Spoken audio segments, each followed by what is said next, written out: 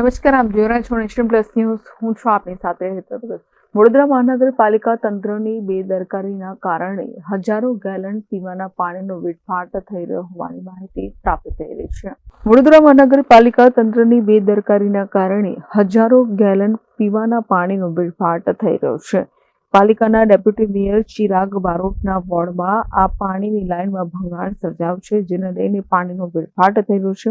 Ward number 11ની કચેરી સામે પીવાના શુદ્ધ પાણીની લાઇનમાં ભંગાણ સર્જાયું છે. પાલિકાની કચેરી સામે છેલ્લા 2 દિવસથી આ ભંગાણ સર્જાયું છે. તો બીજી તરફ લાઇનના સમારકામ કરવામાં તંત્રએ આંખ આડા કાન કર્યા હોય તેવું લાગી રહ્યું છે. શહેરમાં એક બાજુ નાગરિકો પીવાના પાણી માટે વલખા મારી રહ્યા છે, ત્યારે પાલિકાની બેદરકારીના કારણે હજારો ગેલન પાણી ગટરમાં વહી રહ્યું છે, જેને લઈને સ્થાનિકોમાં પણ રોષ ફેલાયો છે. Bureau report, nation plus news, Vadodara. સમાચારોનો સતત અપડેટ મેળવવા માટે અમારી નેશન પ્લસ ન્યૂઝની યુટ્યુબ ચેનલને સબસ્ક્રાઇબ કરો, બેલ આઇકન દબાવો અને જોડાયેલા રહો ફેસબુક, ઇન્સ્ટાગ્રામ અને ટ્વિટર પર.